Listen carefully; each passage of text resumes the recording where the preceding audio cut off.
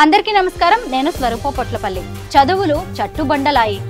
బడుల్లోకి వరద నీరు, హాస్టళ్లలోనూ అదే తీరు. కాలేజీలు చెరువులే, సర్టిఫికెట్లు నీటిపాలు. తడిసి పాడైన పుస్తకాలు, విద్యార్థి లోకం విలాపం. తల్లిదండ్రులను కోల్పోయిన బీటెక్ విద్యార్థి, ముంచేసిన మున్నేరు.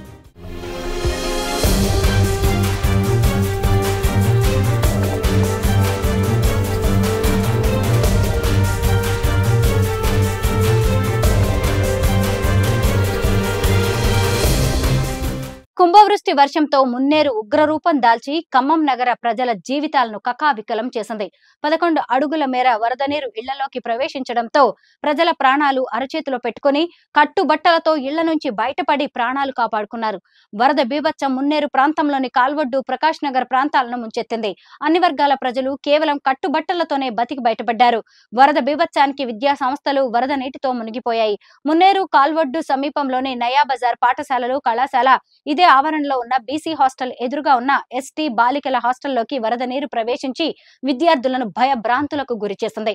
విద్యార్థులు బిక్కుబిక్కుమంటూ ప్రాణాలు అరచేతిలో పెట్టుకుని ఎస్టీ హాస్టల్ అంతస్తులోకి వెళ్లి ప్రాణాలు కాపాడుకున్నారు.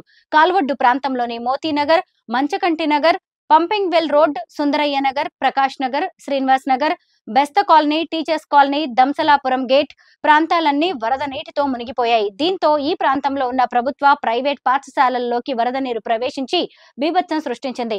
కలలో కూడా ఊహించని విధంగా జరిగిన ఈ బీభత్సానికి పాఠశాలల్లో, కళాశాలలో ఉన్న పుస్తకాలు, రికార్డులు, కంప్యూటర్లు, ఫర్నిచర్, ల్యాబొరేటరీ అన్ని కూడా వరద నీటితో నిండిపోయాయి. ఖమ్మం నగరంలోని కవిరాజ్ నగర్, శ్రీనగర్ కాలనీ, జిల్లా కోర్ట్ ఏరియా ఆనుకుని ఉన్న ప్రాంతాల్లోని చెరువు బజార్, మమతా రోడ్ ఏరియాలోని ఓయాసిస్ ఏరియా ప్రాంతం, న్యూ విజన్ ఏరియా, అలాగే అక్కడి పాఠశాలలు, కళాశాలలు వరద బీభత్సానికి గురయ్యాయి.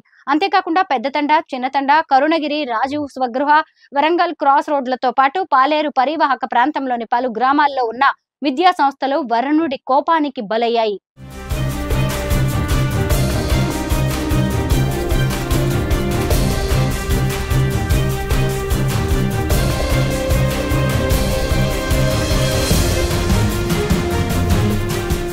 వరద బీభత్సంతో తమ ఇళ్లలో ఉన్న పుస్తకాలు, విలువైన సర్టిఫికెట్లు, డాక్యుమెంట్లు గల్లంతయ్యాయి.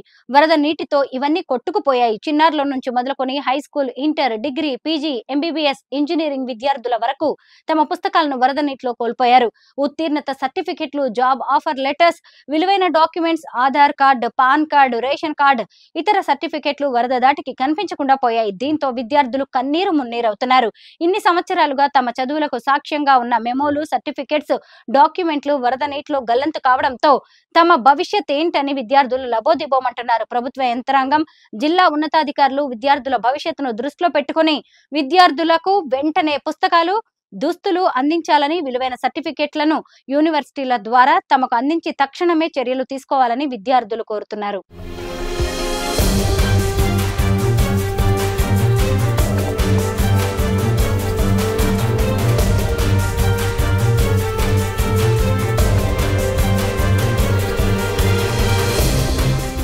నాయకన్గూడెంలో పాలేరు ఉగ్ర రూపానికి బీటెక్ విద్యార్థి షరీఫ్ తల్లిదండ్రులు తన కళ్ల ముందే వరద నీటికి కొట్టుకుని పోవడం షరీఫ్ ను దుఃఖ సాగరంలో ముంచెత్తింది.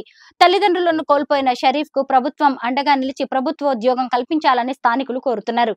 వరద నీటిలో చిక్కుకున్న వారిని రక్షించడానికి ప్రత్యేకంగా నేవీ హెలికాప్టర్లను ఏర్పాటు చేసి అప్రమత్తంగా ఉండి ప్రజలను రక్షించాలని కోరుతున్నారు.